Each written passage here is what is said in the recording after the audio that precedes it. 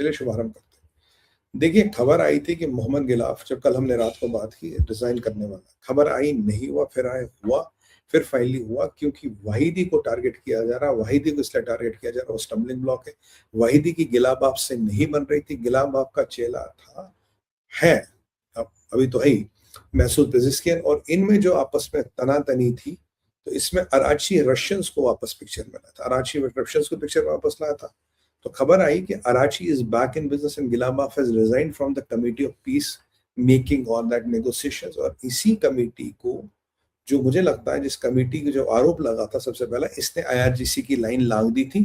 IRGC की line थी, अगर किसी भी मीटिंग में जाओ तो यूरेनियम पे कोई बात नहीं होगी। इसने जेडी वंस को 5 साल का ऑफर दिया, जेडी वंस ने इसे 20 साल का ऑफर दिया, दोनों में बात नहीं बनी, इसीलिए क्या था, जेडी वंस को लाके लिया।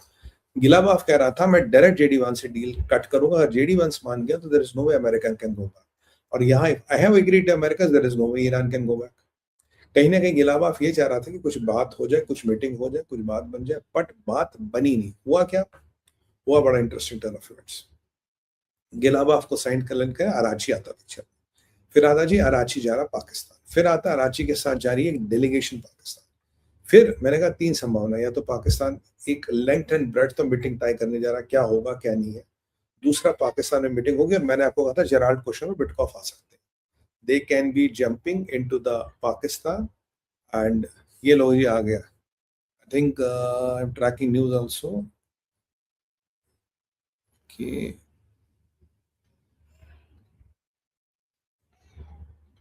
ओके ओके, होल्ड, ये बड़ी इंपॉर्टेंट न्यूज। तो मैंने कहा तीसरा है कि ये पाकिस्तानियों को एक लास्ट मौका देते ओमान भी नेगोशिएटर रहा, फिर मॉस्को पुतिन भाई के पास। तो संभावना नंबर 2 लगता है सच हो रही है। संभावना नंबर 2 है कि अराची, उसके साथ कुछ डेलीगेशन, वो गिलाबाफ नहीं है, इज हार्डलाइनर, उसको ड्रॉप कर दिया गया है, और गिलाबाफ के साथ अराची हैज टेकन प्लेस, और यहां अमेरिका से जेडी वांस नहीं जा रहे, जेडी वांस फिलहाल नहीं जा रहे। जेराल्ड कुशनर और Steve Witkoff are headed towards Pakistan, it is almost 90% sure. JD Vance is on stand by, ये बोल रही है कैरोलिन लेविट। कैरोलिन लेविट बोल रही है कि अगर जरूरत लगे तो JD Vance can go to Pakistan, he is in stand by. अभी जेडी वांस को नहीं भेजा जा रहा है, ये उनका कहना है। सो पाकिस्तान में मीटिंग हो रही है, कंफर्म्ड है। जेराल्ड कुशनर और स्टीव विटकॉक जा रहे हैं, ये कंफर्म्ड है। जेडी वांस नहीं जा रहे, ये कैरोलिन लेविट कह रही है। अगर जरूरत पड़ी तो हम जेडी वांस को भी बेच सकते हैं, ये कैरोलिन लेविट भी कह रही है। तो ये एक लेटेस्ट मैं आपको ब्रेकिंग अपडेट्स बता रहा हूं जो आ रहे हैं। No, what are we getting to know, right. Kushner और विटकॉक जा रहे हैं, और ये कल निकलेंगे,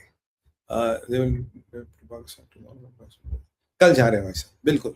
स्टीव विटकॉक एंड कुशनर ये पाकिस्तान जा रहे हैं। अरे यार, थोड़ा प्रॉब्लम हो रही है,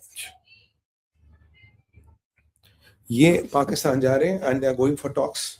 जैसे सम आंधी वांधी चल रही है, तो some electricity problems are happening, तो दे आर गोइंग, और ये कल जा रहे हैं। Gerald Kushner and Witkoff are going, JD Vance is on stand by, he can also be sent to Pakistan. Karachi will be leading the delegation. Mohammad Gilaf is out of the picture, and things are heating up within Pakistan. So Pakistan is back into business. जी हाँ, Pakistan is back into business. ये तो आपको कहना पड़ेगा. I have to switch off this slide, friends. Give me a second. Pakistan is back into business. Pakistan game में वापस आ गया है. So this is the news. What I'm breaking to you on Bharat Vichar. It's happening as we talk. क्या Iran ने अपना stand change किया है? क्या यूरेनियम को लेकर जो ईरान की पोजीशन वो चेंज हुई? क्योंकि ईरान ने कहा था हम यूरेनियम को लेकर बात नहीं करेंगे, ईरान ने कहा था हम अगली बार मीटिंग के लिए भी नहीं आएंगे। इनकी फॉरेन मिनिस्ट्री का स्पोक्सपर्सन आज कह रहा था, बदला क्या? बदली एक चीज, जब इजराइल ने सीधा सीधा धमकी दी मुश्तबा खमेनी को कि भाई will come and hit you, जब तक तू जिंदा है तब तक ईरान के डार्क एजेस नहीं जाएंगे। और यहां से धमकी मिली है आपके, क्या नाम है इसको, धमकी मिली है अहमद वाहिदी जो आईआरजीसी का हेड है। पूरे स्पेकुलेशन थे, पूरा इंटेल चार्टर था कि he would be taken out, क्योंकि ये नेगोशिएशन को रोक रहा है, he will be taken out. तो ये एक बड़ा इंपॉर्टेंट एस्पेक्ट है जो सामने आया है। और मुझे लगता है इन दोनों के जो 19-20 की बात हुई, इसमें ये डिसाइड हुआ कि अब जाना, क्योंकि मुश्तबा को इजराइल धमकी देता, मुझे लगता है अमेरिकन को इन्होंने धमकी दी थी। और मैंने आपको कहा था एक अमेरिकन जनरल कह रहा था, unlike our some of the generals जो आजकल कुछ भी बोलते हैं, तो उन्होंने कहा था कि जब ये बैठेंगे तो इनको टेबल पे बोला जाएगा you will be personally targeted. अगर तुमने नहीं माना तो तू, तेरा बॉस का बॉस, ये जो लाइन है ये पर्सनली टारगेट करेंगे, विल एलिमिनेट यू ऑल। तो साम दाम दंड भेद, क्या ब्लॉकेड हो रहा। मैं आपको बोल रहा था IRGC ब्लॉकेड नहीं सह पाएगी, भिखारी हो जाएगी, खत्म हो जाएगा Iran. There is no way they can hold the blockade. There is no way, there is nothing they can do about the blockade. So it's happening as we talk. It's a breaking news on Bharat Vichar.